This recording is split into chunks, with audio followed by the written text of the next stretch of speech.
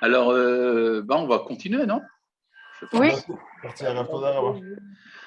Voilà, donc aujourd'hui, nous allons étudier la troisième Torah de Rabbi Nachman de Braslav, c'est comme ça que ça s'appelle, les chapitres s'appellent des Torot. Et à nouveau, c'est une belle histoire, une des histoires fantastiques de Rabba Barbar Chana. Déjà, on voit dès le départ qu'il y a un problème d'orthographe. Barbar Chana s'écrit avec un He à la fin du mot Chana et non pas avec un Aleph, mais enfin, c'est pas grave. L'édidi, voilà, c'est une très belle histoire. L'édidi Chazili à Krukta. À moi est apparue cette grenouille. Akrukta veut dire une grenouille. Deava qui Akra de Agronia, qui était grande comme le lieu appelé Akra de Agronia. Ve Akra de Agronia Kama avait. Et quelle est la dimension de Akra de Agronia?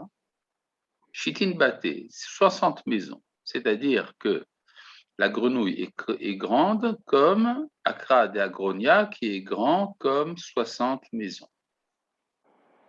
Ata Tanina Bal'a, est arrivé un serpent qui l'a englouti.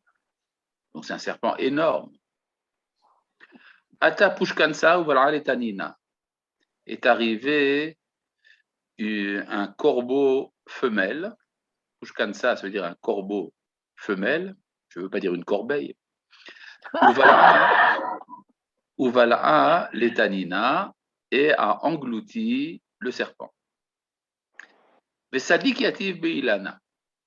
Il s'est envolé pour s'installer sur un arbre, tenant en son bec un fromage. Ah non, ça vient d'ailleurs. Tahaze kaman afish chele deilana. Viens voir à combien est grande la force de l'arbre. C'est-à-dire, si un arbre peut contenir tout ça, c'est que l'arbre est très fort. Voilà, c'est ça l'histoire. Il y a également dans le texte originel, je ne comprends pas pourquoi ça n'a pas été reproduit, il y a le commentaire du Rashbam.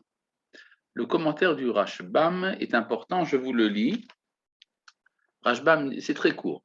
Rashbam dit Akrukta Tsefardea. Bon, ça on avait déjà vu. Akrukta veut dire une grenouille. Akra de Agronia. Rashbam dit Gadolaya Keotokrach. C'est-à-dire la grenouille était grande comme cette ville. Veakra de Agronia Kamahave Shitin Bate. Et Akra d'Agronia est grande comme 60 maisons. Et là, il y a une petite remarque du Rashbam qui a l'air insignifiante, mais qui pour Rabbi Nachman va être importante. Il dit Talmuda Ka'amarla, c'est le Talmud qui le dit. Et ce n'est pas Rabba Barbar Chana qui dit que Akra d'Agronia est grande comme 60 maisons, c'est le Talmud qui le dit. Talmuda Ka'amarla. Atatanina est arrivé un serpent. Alors là, il dit Rabba Ka'amarla, c'est Rabba qui le dit. Pushkansa, Orev Nekeva, ça veut dire, Pushkansa veut dire un corbeau féminin. Voilà, un corbeau femelle. Voilà, maintenant on peut revenir au texte, après avoir vu ces remarques du Rashbam. Elles ont l'air tout à fait insignifiantes, mais on va voir qu'il y a une manière très particulière de Rabbi Nachman de lire ces remarques. Alors, de quoi s'agit-il? Il s'agit, on va voir, c'est assez surprenant, de musique. Vous allez me dire, bon, la musique, c'est important, mais il n'y a pas que ça dans la vie. Mais pour Rabbi Nachman, la musique est l'expression de quelque chose de très fort qui a disparu d'Israël depuis que la Shekhinah nous a quittés, depuis que la culture prophétique a disparu. Alors, c'est quoi la musique? Eh bien, la musique, c'est un résidu, je parle ici de ce que c'était à l'origine, la musique est un résidu de la prophétie. Et donc, si la préoccupation de Rabbi Nachman, c'est la disparition de l'importance d'Israël, comme on a vu dans la première Torah, et que la Shekhinah ne réside plus, enfin plus de manière manifeste en Israël, eh bien donc il y a une conséquence au niveau de la musique. On va y arriver. Ine mi sheshomea negina mi menagen racha. Kashelo la avodat taboré. Celui qui entend une musique d'un musicien méchant, cela lui cause des difficultés dans le service du Créateur.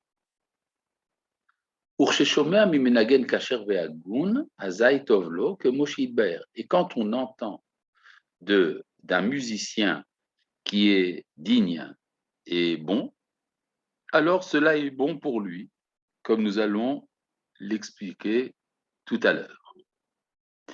Eh bien, cette histoire de Menagen, alors, on raconte dans la Gemara, dans le traité de Chagiga, à propos de Elisha ben Abouya. Elisha ben Abouya est un des grands traumatismes des rabbins de l'époque des Tanaïm, puisque c'était un des grands maîtres de la tradition. Il était ami de Rabbi Akiva et qui est devenu hérétique. Il est devenu hérétique, il a participé, il a collaboré avec les ennemis d'Israël, enfin toute une histoire absolument terrible. Et la Gemara, dans plusieurs endroits, se demande comment ça lui est arrivé. Alors, une des choses que dit la Gemara à son propos, c'est que l'opasak zemer ivani mipiv, le chant grec ne cessait pas de sa bouche. Alors maintenant, est-ce que le chant grec, c'est quelque chose de mauvais? Non, on peut aimer la musique grecque, le bouzouki et tout le reste. Seulement, le problème, c'est que ça faisait partie intégrante de son être. Le fait qu'il ne pouvait pas s'en empêcher, ça veut dire qu'il était happé par une atmosphère culturelle étrangère au judaïsme. Et donc, c'est un peu ce que dit ici Rabbi Nachman, quand on entend la musique d'un musicien qui n'est pas cachère, alors ça fait du mal. Bon, est-ce que c'est une fatalité? C'est ce que nous allons voir. En tout cas, ça veut dire que la musique n'est pas une chose indifférente. Vous savez, il y a tout un débat aujourd'hui autour de la musique de Wagner. Vous savez que jusqu'à ce jour, la philharmonique israélienne ne joue pas les œuvres de Wagner. Il y a tout un débat. Et alors, il y a une superficialité absolument incroyable autour de ce débat. Souvent, j'entends dire dans les médias, c'est vrai qu'on pourrait écouter Wagner, mais il faut tenir compte de la sensibilité des rescapés de la Shoah. Comme si c'était un problème de sensibilité. C'est-à-dire, quand on dit une chose pareille, c'est qu'on ne comprend rien à la musique. La musique n'est pas un élément indifférent de l'être. La musique fait partie de l'expression de la Neshama. Or, Wagner, c'était un salaud, un antisémite, mais de la pire espèce. Alors on pourrait dire oui, mais sa musique n'a rien à voir, mais c'est pas vrai. Sa musique justement était l'expression la plus pure, si on peut dire, ou la plus impure, si on peut dire, de son être intérieur. Et donc ne pas faire jouer Wagner, c'est pas parce qu'on tient compte de quelques personnes sensibles qui, si elles n'étaient pas là, on pourrait enfin écouter Wagner. C'est pas du tout ça. Il y a une musique qui est impure en soi. Il y avait, dans l'entourage du Rav Kook, il y avait un rabbin du nom du Rav Mordechai Fromm. Le Rav Mordechai Fromm, pardon. Le Rav Mordechai Fromm était le gendre du Rav Kook. Bon. Et il était d'origine chassidique, il aimait beaucoup la musique, en particulier le jazz. Un rabbin de très haut niveau, mais il aimait bien le jazz. Et un jour, on lui a fait écouter de la musique de Wagner. Je pense qu'il ne savait pas qui était l'auteur, mais il a dit de tout de suite arrêter, il a dit c'est un assassin qui a écrit ça. Et donc, quand on est véritablement sensible à ce que c'est que la musique, c'est là qu'on peut comprendre en quoi une musique est pure ou impure. Alors, maintenant, d'où vient la musique? Là, je continue dans le texte. Rav, excusez-moi. Oui. Le terme qui est utilisé dans le texte, on est d'accord que c'est pas grec ni impur, c'est rachat. C'est pas substituable ces termes. On est d'accord que rachat, c'est pas égal à grec. Tout à fait d'accord. Ok. Non, parce qu'on dit comme il écoutait de la musique grecque, c'était. On Non, peut... j'ai amené un autre texte, un texte de Chagiga, dans lequel il est dit qu'il écoutait, non pas qu'il écoutait la musique grecque, mais qu'il chantait le chant grec en permanence. Ce qui est important ici, là-bas, c'est l'opassak, c'est-à-dire c'était permanent chez lui. C'était une appartenance à une sphère culturelle étrangère au judaïsme, c'est tout. Ce qui D'accord. explique pourquoi il a quitté par la suite le judaïsme. C'est-à-dire, là, on ne dit pas qu'on ne peut pas écouter de la musique faite par un non-juif, entre guillemets. Non, c'est D'accord. pas dit. Ok. Kihine, kol anegina nimshechet min hatziporim. La voix de la musique trouve sa source chez les oiseaux.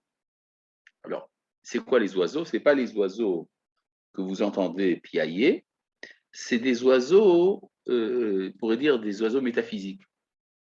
Kedeita ba midrash, comme il est dit dans le midrash, dans Vayikra Tadzaïn, mipnema metzora taharato tluya bishte tziporim chayot teorot. Pourquoi est-ce que pour purifier un lépreux, il faut se servir de deux oiseaux vivants purs? Et c'est toute une cérémonie qui est décrite dans la paracha de Metzora. Yavo kalanaya vichaper al kalanaya. Que vienne celui qui fait entendre sa voix pour expier ce qu'a fait celui qui a de la voix. Kinilka Mechamat Kolo Shidiber Lachonara, parce qu'il a été atteint à cause de sa voix, parce qu'il a dit du Lachonara. C'est-à-dire que la Gemara dit que les oiseaux ont un rapport avec la parole. Nimsa, mi shehu kasher, ça veut dire que celui qui est kasher, nim shechet anegina shelo, minashte tziporim, hayot teorot. Ça veut dire que sa musique, celui qui est pur, sa musique vient des deux oiseaux vivants purs. Vechatuv, Bazoar, il est dit dans le Zohar, Vaikra Nun Gimel, Smiley, chez Ashte Tziporim, Hanal, que ces deux oiseaux, sudis, Yonkim Meatar Dinvim Yankin, s'alimentent à la source d'où s'alimentent les prophètes. C'est-à-dire que la musique représente un niveau d'être extrêmement élevé, beaucoup plus élevé que la parole. La parole revient de la sagesse, tandis que la musique vient des prophètes. Lechach nikra hamenagen hazan. C'est pour cela que celui qui fait de la musique est appelé Chazan. Le Chazan, Milchon, Chazon, ça vient du mot Chazon, vision.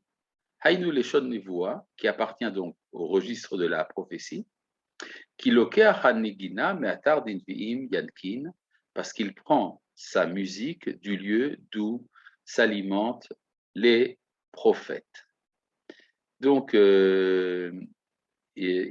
me rappelle ce que dit Rabbi Israël de Shklov. Vous vous rappelez certainement de Rabbi Israël de Shklov. Je ne pense pas que vous l'ayez connu personnellement, étant donné qu'il est mort il y a 200 ans. Mais Rabbi Israël de Shklov était un élève du Gaon de Vilna qui habitait à Tzfat et qui a écrit un livre de halacha sur les règles concernant Eretz Israël. Ce livre s'appelle Pe'at HaShulchan, ça veut dire c'est le coin de la table. La table en elle-même, c'est le Shulchan Aruch, Shulchan, Pe'at HaShulchan. Et dans son introduction, qui est très longue, il parle de son maître, le Gaon de Vilna.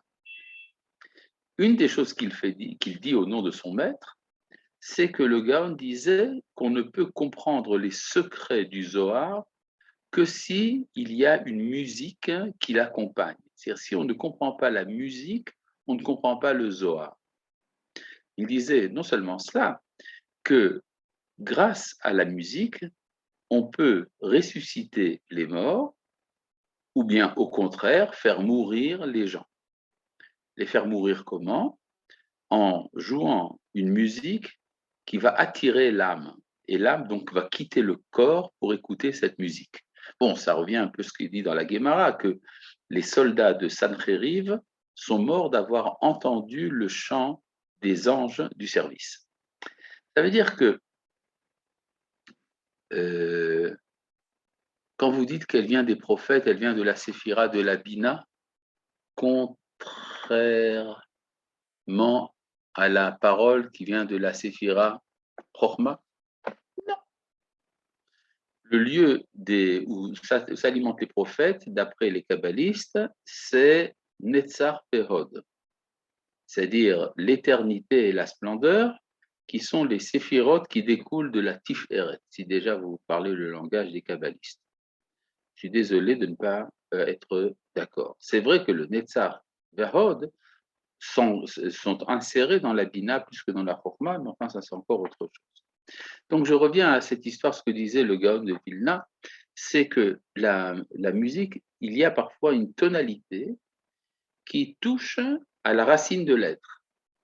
Et donc si j'entends la musique qui correspond à mon être, je risque donc de faire partir mon âme. D'accord? Bon, d'ailleurs, j'ai entendu dire, je ne sais pas si c'est authentique, mais j'ai entendu dire que Manitou disait qu'il y avait parfois dans certaines mélodies andalouses, il se disait que s'il l'entendait à l'origine, et on dit la musique originelle, son âme sortirait. Donc c'est un peu cette même idée qu'on trouve ici chez Rabbi Nachman. Urshe amenagen hu racha, et lorsque le joueur de musique est méchant, azay hu lokeach hanegina shelo mitziporim acherot shebaklipa. Alors sa musique vient d'autres oiseaux.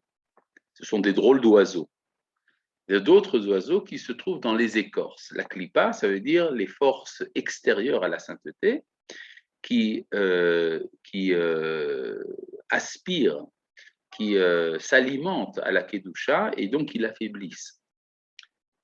Vechatouv bazoar, il est dit dans le Zohar, kiatziporim sheba klipa, que les oiseaux qui sont dans l'écorce, yonkim midade amalchut, s'alimente tête au sein de la malchoute, de la royauté.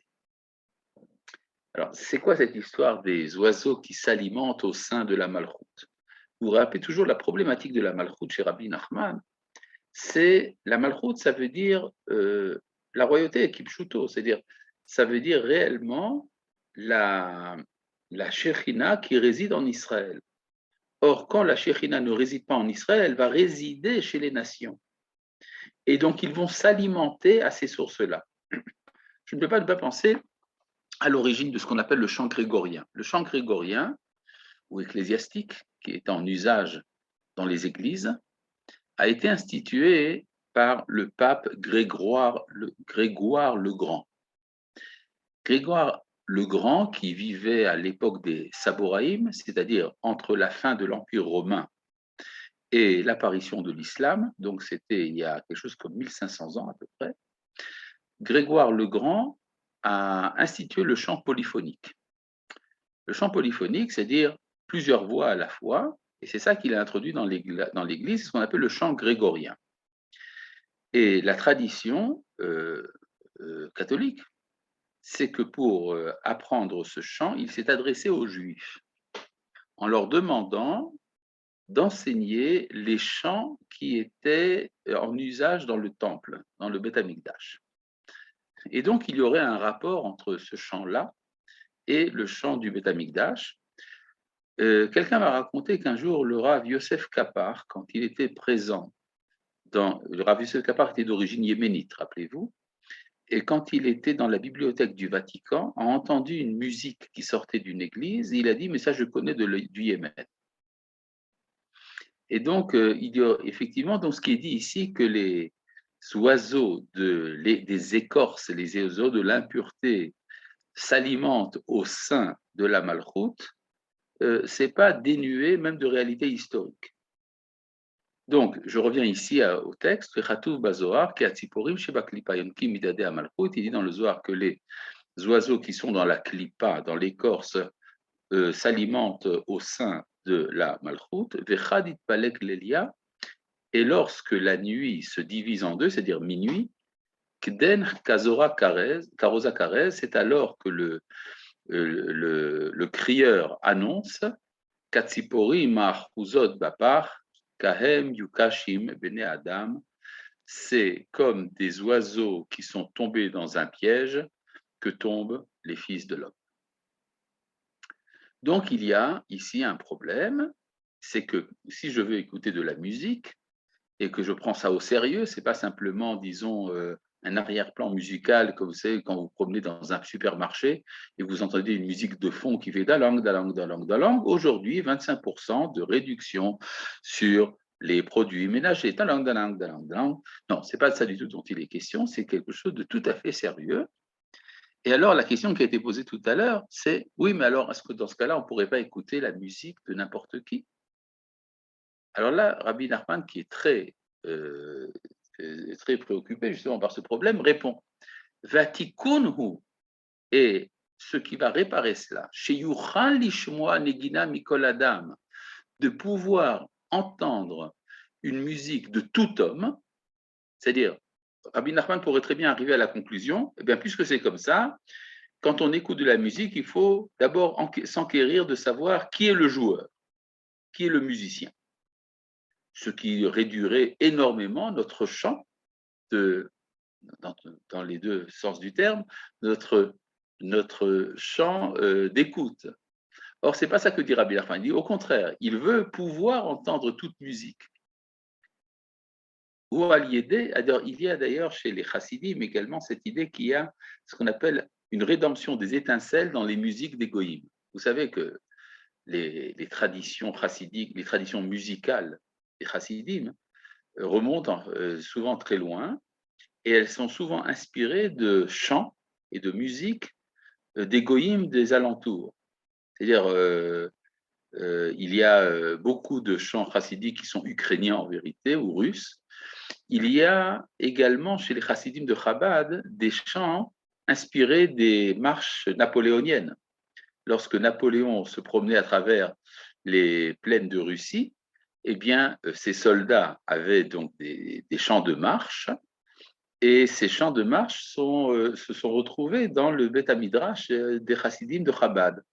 D'ailleurs, le rabbi de Lubavitch, c'est ce qu'on raconte, je ne sais pas si c'est absolument exact, mais on raconte ça, qu'un jour, le rabbi de Lubavitch a fait chanter ces Chassidim le cantique Ha'aderet Va'emuna Lechaya Olamim sur l'air de la Marseillaise.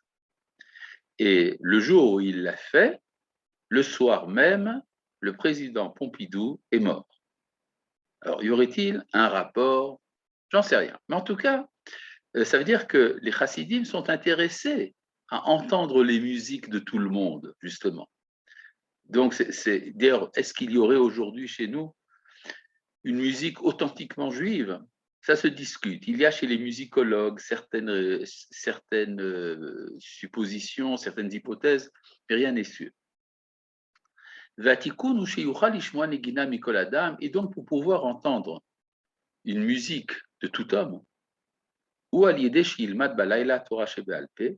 c'est lorsqu'on étudie pendant la nuit la loi orale, Hainu Gemara, c'est-à-dire le Talmud, Shehi Bechinat Laila, qui ressemble à la nuit. Le Talmud ressemble à la nuit. Kedeita Bamidrash, ainsi qu'il dit dans le Midrash. Kesheaya Moshe Bahar Arbaim Yom Varbaim Laila, lorsque Moshe était sur la montagne 40 jours et 40 nuits. Lo haya yodea matay yom ou matay laila. Il ne savait pas quand est-ce que c'était le jour ou quand est-ce que c'était la nuit. Rak al yedeze keshaya lomet Torah shebichtav haya yodea shu yom pour shelama Torah shebealpe yodea shu laila. Lorsqu'il étudiait la loi écrite, il savait que c'était le jour, et lorsqu'il étudiait la loi orale, il savait que c'était la nuit. Bon, ça veut dire quoi, étudier la loi écrite au Sinaï? Ça, c'est évidemment métaphorique. Nimtsa, chez Torah, chez Be'alpei, Bechinat Laila, ce qui veut dire que la loi orale, c'est comparable à la nuit. Uchmo, chez Amrou, Rabotenu, Zichronam, Livracha, comme on dit nos maîtres, que leur souvenir soit une bénédiction, Bemachashakim au Shivani, il m'a installé dans les ténèbres, Ze Talmud Bavli, c'est-à-dire le Talmud de Babylone. Urtiv, et ainsi qu'il est dit, Vela Hosher Kara Laila, l'obscurité est appelée nuit. Alors, laissons la page là pour l'instant. Ça veut dire quoi cette histoire? Donc, ce que dit Rabbi Nachman, il dit une sorte de magie, de truc magique, quoi. C'est un élixir. Il faut étudier la Gemara la nuit Et alors, on peut écouter toute musique. Quel est le rapport? C'est très simple. C'est quoi l'étude de la... D'abord, c'est quoi la nuit? La nuit, c'est le temps de l'exil. L'aube, c'est le moment de la Géoula. C'est le moment où commence la Géoula. Et la journée, c'est le temps messianique. Et donc, nous autres, les Juifs, nous sommes dans la nuit. Du fait de la nuit, il y a d'autres oiseaux qui vont s'emparer de notre musique. Et, et il faut, pour pouvoir résister au danger de l'exil, il faut s'adapter, il faut adopter le mode de pensée particulier à Israël. Or, ce mode de pensée se trouve dans la Guémara. Il y avait un enseignement que citait souvent Manitou, du Rav Yitzhak Schneerson. Le Rav Yitzhak Schneerson était le cousin du Rabbi de Lubavitch. Il habitait à Paris et Manitou a étudié chez lui, entre autres. Et le Rav Schneerson lui a dit, celui qui n'étudie pas le Zohar n'est pas un homme. Celui qui n'étudie pas la Guémara n'est pas un juif. Ça veut dire, le Zohar parle de métaphysique et de mystique, et ça touche à la sensibilité de beaucoup de monde dans le monde. Il y a beaucoup de personnes dans toute l'humanité qui sont sensibles aux choses métaphysiques. Et donc le Zohar est fait également pour eux. Par contre, la Guémara, c'est l'expression du mode de pensée spontané du judaïsme. C'est-à-dire, si vous trouvez un juif authentiquement juif et que vous le touchez du doigt, ce qui va jaillir, ça sera de la Guémara. C'est la manière de penser d'Israël. Et donc, le fait d'étudier la Guémara pendant la nuit, ça veut dire se relier à l'identité originelle d'Israël. Une fois que l'on est relié à l'identité originelle d'Israël, pendant la nuit, qui est le temps de l'exil, eh bien, on peut écouter toute musique. Pourquoi donc? Parce qu'à partir de ce moment-là, quand on est authentiquement Israël, c'est là qu'on devient universel. C'est le grand principe comme quoi, par exemple, Abraham Avinu est devenu universel à partir du moment où il a fait la circoncision. C'est en se circoncisant, il devient différent des autres, et c'est alors qu'il devient le père d'une multitude de nations. Avramon Goyim, père d'une multitude de nations. Donc c'est un peu ça que dit aussi Rabbi Nachman. Tu veux pouvoir écouter toute musique, et c'est important d'écouter toute musique, de tout musicien. Il faut d'abord que tu sois profondément juif. Et donc il faut que tu étudies la Guémara. Il faut que tu le fasses pendant la nuit, qui est le temps de l'exil d'Israël, qui correspond à cette identité de l'exil. Donc vous voyez que ce n'est pas du tout du magique ce qui est écrit ici. Rabbi Nachman parle en code, de manière un peu énigmatique. Mais c'est à nous de comprendre pourquoi est-ce qu'il dit ce qu'il dit.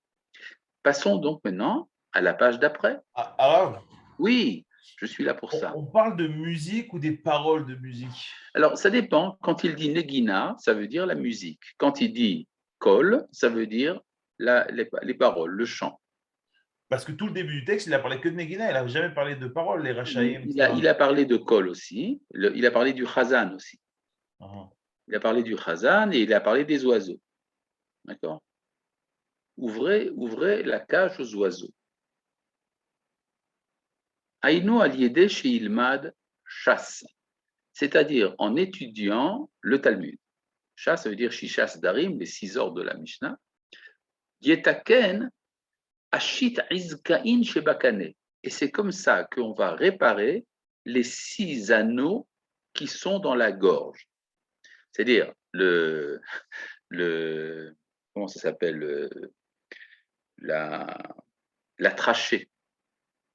La trachée, elle est faite d'anneaux, 6 anneaux. Or, c'est de là que sort la voix.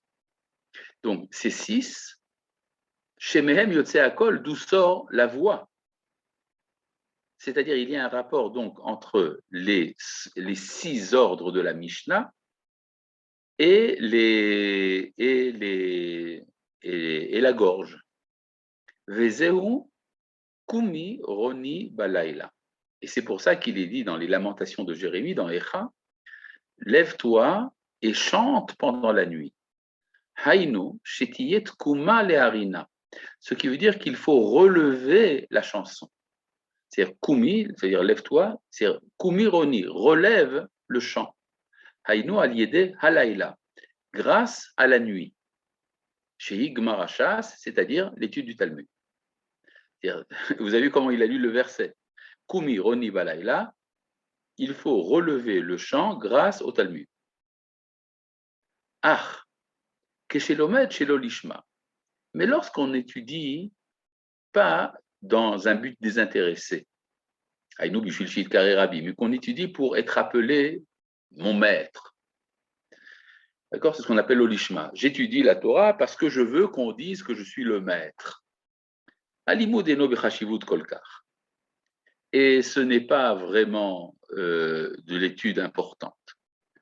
Pour Shelomed Balaïla, mais quand il étudie la nuit, ça veut dire qu'il le fait, même quand il n'est pas, quand il devrait dormir. Chut shel chesed imshach alav ou magen alav. Alors un fil de grâce est tendu sur lui et le protège. Shelo yaziklo amarshava hanal, le fait que cette pensée ne peut pas l'endommager. Veïta bekidve Hari, et il est dit dans les écrits du Hari, Rabbi Yitzhak Luria, Kitsiporim sheba klipa, que les oiseaux qui sont dans l'écorce, hem mochin shebe malchut klipa, ce sont les cerveaux, ça veut dire les lumières intellectuelles, qui sont dans malchut shebe klipa, dans la malchut qui est du côté de l'écorce.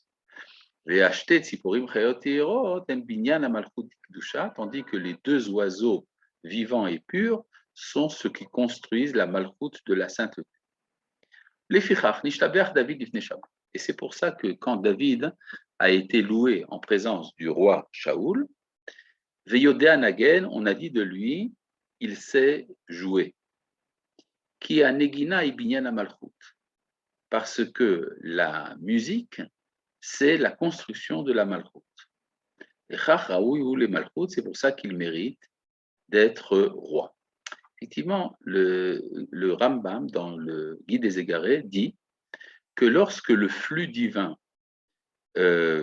apparaît sur l'intelligence et l'imagination à la fois, ça nous donne un prophète. Mais lorsque le flux divin apparaît sur l'intelligence seulement, ça donne un philosophe. Et que si le flux divin ne s'épanche que sur l'imagination, ça donne soit un poète, soit un dirigeant politique. C'est-à-dire qu'il y aurait un rapport entre le politique et le poétique. Et donc, David Ameller, qui était un musicien et qui savait donc chanter et qui savait également écrire les Tehillim, était digne de la royauté. Les Eshekatu Vetzlo, c'est pour ça qu'il est dit à propos de David, Me'achar alot evio, hainu me'achar aminikot. Il l'a amené d'après les porteuses, c'est-à-dire David était berger, il s'occupait des brebis, et il y avait des brebis porteuses. Ça veut dire quoi? Qu'elles étaient nourricières, elles alimentaient. Hainu netzach vahod, qui hem menikim la neviim, ce sont les séphirot netzach et hod qui alimentent les prophètes, hem binyan malchut, et qui construisent la malchut. Bon, alors tout ça c'est très joli, donc je pense que tout pour l'instant est très clair. Maintenant, on va voir que tout ce qui a été dit jusqu'à présent se retrouve dans l'enseignement de Rabba Bar Chana à propos de la grenouille. C'est ça qu'a dit Rabba Bar Chana quand il a dit lorsque j'ai vu, il a dit, moi j'ai vu cette grenouille. Uberesh Rabbeinu Shmuel et le Rashbam a expliqué Tsefardea. Tsefardea, ça veut dire grenouille. Hainu Tsipordea, ce qui veut dire, Tsefardea, ça veut dire en fait l'oiseau qui donne la connaissance. Dehave, qui Akra, de Agronia, qui était grande, comme Akra de Agronia. Alors, c'est quoi Akra de Agronia? Milchon Krabegaron. Ça veut dire crie avec ta gorge. Hainu Shanigina Nimshach Mimenu. Ça veut dire que la musique vient de cet oiseau. Ve'akra d'Agronia kama ave shitin bate. Et quelle est la grandeur de Akra d'Agronia? 60 maisons. C'est quoi les 60 maisons? À l'idée machetetaken, bechinat krabigaron, à l'idée shishin bate. C'est-à-dire que tu peux réparer l'appel de la gorge par les 60 maisons. C'est quoi les 60 maisons? Aïnou à l'idée shitin masertot, c'est-à-dire à travers les 60 traités du Talmud. Ou Peresh Rabbeinu Shmuel, Talmud Amarla. Et quand Rabbeinu Shmuel dit, c'est le Talmud qui le dit, Aïnou Shilma Talmud. Ça veut dire qu'il faut qu'il étudie le Talmud. Atatanina Bala'a, vous comprenez que tout se retrouve maintenant. Atatanina Bala'a, et alors est venu le serpent pour l'engloutir. Ou Peresh Rabbeinu Shmuel, Rabba Amarla, c'est-à-dire le serpent qui veut manger la grenouille. C'est Rabba qui le dit. C'est quoi Rabba? C'est-à-dire qu'il étudie pour qu'on l'appelle Rav. Haïnou Alideh Shilma Chelolishma. Yivla Ota Anachash, c'est alors qu'il peut être englouti par le serpent. C'est pour ça que Rabbeinu Shmuel a dit, c'est Rabba qui le dit, c'est-à-dire il étudie pour être appelé Rabbi. Et donc, il faut se protéger en étudiant le Talmud, la nuit, etc. Ata Pushkansa est arrivé le corbeau féminin. Ou Piresh Rabbeinu Shmuel, Orev. Et Rabbi Shmuel a expliqué Orev qui veut dire un corbeau, c'est-à-dire en étudiant la nuit, Orev veut dire également le soir, Arvit. Ou Bala'a, et l'a englouti, pour le protéger du serpent sudi. Vous voyez qu'en fait, tous les éléments qui ont été dits se retrouvent maintenant dans l'enseignement de Rabba Bar Chana. Maintenant, pour ce qui est de la suite, je ne peux pas, parce qu'il n'y a pas la page. Ah, voilà, maintenant je peux. Vesalik Yativ Beilana, il est monté, s'installer dans l'arbre. Piresh Maharsha, Shubrinat Abraham, Shuikatu Vetzlo Vaïta Eshel. Le commentaire du Maharsha dit qu'il s'agit d'Abraham, dont il est dit qu'il avait planté un térébinthe, Shubrinat Chesed, c'est qui ressemble à la grâce. Ça veut dire que le fil de grâce qui est attiré sur lui le protège du serpent. Et donc, vois combien grande est la force de cet arbre. Rabba s'étonnait en lui-même. Que tellement grande est la grâce de Dieu qu'elle peut le protéger même de ce serpent, de cette tentation de se prendre pour un rab, etc. Et c'est comme ça qu'on peut comprendre maintenant l'ordre de la Mishnah.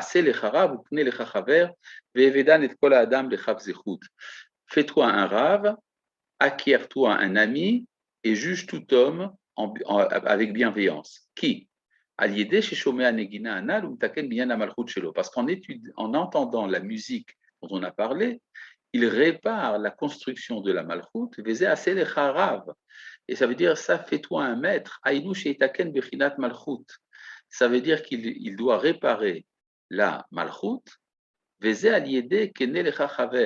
C'est en acquérant un ami, c'est-à-dire à travers la trachée. Kané veut dire la trachée artère. Chez Hakol Yotsemenu, d'où sort la voix. Chez Mechaber Ashne Kruvim, de sorte que ça relie les deux chérubins qui ressemblent à des oiseaux, Liot Panim Befanim, qui sont face à face, qui ma'arish veloyot, comme un homme et sa compagne qui sont liés ensemble, Bisman chez Israël aussi, chez le Makom, lorsqu'Israël fait la volonté du Créateur. Ve'azai, כשיתקן בחינת מלכות שלו ויוכל למשול בכל מה שירצה ויוכל להמית לזה ולהחיות לזה, נמצא עולם חרב. Alors maintenant, le danger, c'est que lorsqu'on est capable d'une telle force, il y a un danger, c'est qu'on peut amener la vie ou la mort. On peut détruire le monde quand on a la puissance de la musique. Et c'est pour ça que la Mishnah dit, sois bienveillant. Qu'il faut juger tout homme avec bienveillance. Parce que Dieu ne veut pas la destruction du monde. Il ne l'a pas créé en vain, mais uniquement pour s'y établir. C'est-à-dire que la musique, donc la tendance, pour dire, il y aurait une sorte de tendance mystique à abandonner le monde. Ce n'est pas le cas. Le cas, c'est que Dieu veut donner la vie. Donc, il faut se servir de la puissance que donne la voix et que donne la musique de l'homme pur pour construire le monde et non pas le détruire. Et c'est pour ça qu'aujourd'hui, il y a une expression qui dit que les chazanim sont des idiots et n'ont pas de connaissances. C'est une expression en yiddish. C'est-à-dire que tous les chazanim sont des imbéciles. Pourquoi est-ce qu'on dit ça? Parce que la malchut de la sainteté est en exil. Oui, les 60 maisons sont liées aux 6 anneaux, évidemment.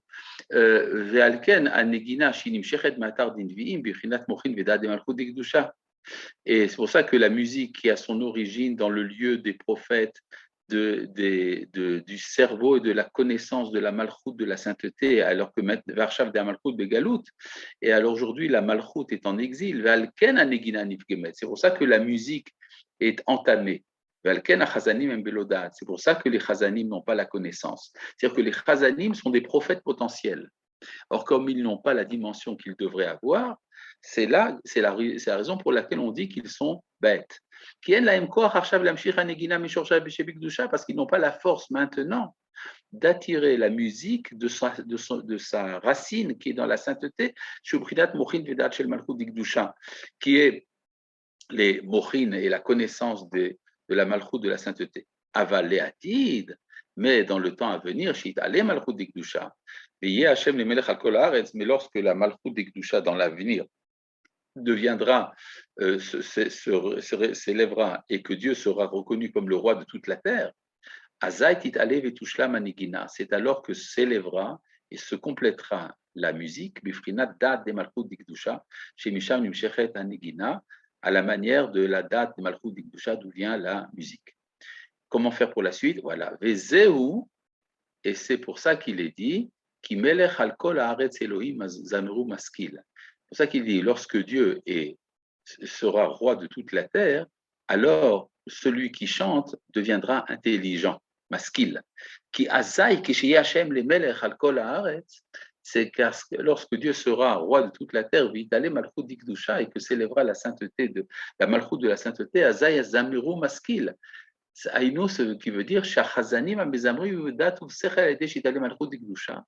que les chazanim recevront l'intelligence grâce à la royauté de la sainteté et recevront la musique de sa racine qui est dans la sainteté, et c'est pour ça qu'il est dit Ki gadol me'al shamaim chasdecha, que ta grâce est plus grande et grande au-dessus du ciel. C'est quoi le ciel? Shamaim ubrinat kol, ce qui veut dire la voix. Moshekatu shamaim mishmata kolecha. Ainsi qu'il est dit, c'est depuis le ciel que tu as fait entendre ta voix. Car par la grâce qui vient du fil de grâce qui est attiré sur celui qui étudie la Torah dans la nuit, canal, c'est comme ça que serait par la voix Vezu ki gadol mal shamaim chasdecha, acheter tziporim d'ikdusha, et les deux oiseaux de sainteté chez Misham Anevoa Nimshechet. Bon, je vois que c'est un peu, ça risque d'être un peu long. On va voir ce qu'on arrivera à faire. Acheter tziporim d'ikdusha, les deux oiseaux de sainteté chez Misham Anevoa Nimshechet, qui sont l'origine de la prophétie, Hem binyan malchut d'ikdusha. Ça appartient donc à la construction de la royauté de la sainteté. C'est pour ça que quand on mettait en place un roi, ça se faisait avec l'accord du prophète. Comme toute la royauté de la maison de David qui se faisait par la bouche des prophètes, or la névoie, la prophétie vient des chérubins, Shem Rinat Shetziporim qui ressemblent aux deux oiseaux, Shem Binyan Amalchut Digdusha qui sont la construction de la royauté de la sainteté. Mais achar alot evio, mais aïnou mais achar amenikot. Alors quand on a dit que David venait de derrière les porteuses, les brebis porteuses, c'est-à-dire qui étaient nourricières, qui hem yankin la neviim parce qu'ils alimentent les prophètes. Vezeu mais achar alot. le mot alot qui veut dire les porteuses. Aïnou chez David Amelech alav hashalom ayachol etaken ou les alot gam nigina chez nous madame kacher la lota et la gdusha. Ça veut dire que David était capable d'élever une musique, même qui venait d'un homme qui n'est pas apte, pour la relier à la sainteté. Vezeu me'achar alot evio, hainu gam anegina shi me'achore gdusha bifrinat me'achar alot me'achar aminikot. C'est-à-dire ce qui est derrière, achar alot, ce qui est derrière les porteuses, c'est-à-dire même les musiques qui viennent de l'autre côté, c'est-à-dire des écorces, des clipotes, qui anegina dikdusha ou matar d'invim yankin, vanegina sheno bigdusha bifrinat me'achar alot. C'est-à-dire la musique qui vient de la sainteté vient du lieu des prophètes, tandis que la musique qui vient de celui qui n'est pas pur, qui n'est pas dans la sainteté, vient de derrière, mais achorei hakdusha, de derrière la sainteté. Mais David Amelech alav hashalom hayachol letaken negina zo gam ken, mais David était capable d'élever même cette musique, valier des zenit ala malchut dikdusha, et c'est pour ça que, et c'est comme ça qu'il a réussi à élever la royauté de la sainteté, c'est-à-dire que pour que la royauté de la sainteté marche, il faut également associer les musiques des autres. C'est pour ça qu'il est dit que de derrière les porteuses, il a été amené pour être le berger du peuple de Jacob, qu'elle est des Achal et Malchut, Canal, c'est comme ça qu'il a mérité d'être roi. Voilà, on a réussi à faire tout le texte, un peu rapide, mais je pense que c'est assez clair étant donné que les motifs reviennent les uns après les autres. Voilà. Eh bien, voilà. Heureusement qu'il y a l'enregistrement. À bientôt.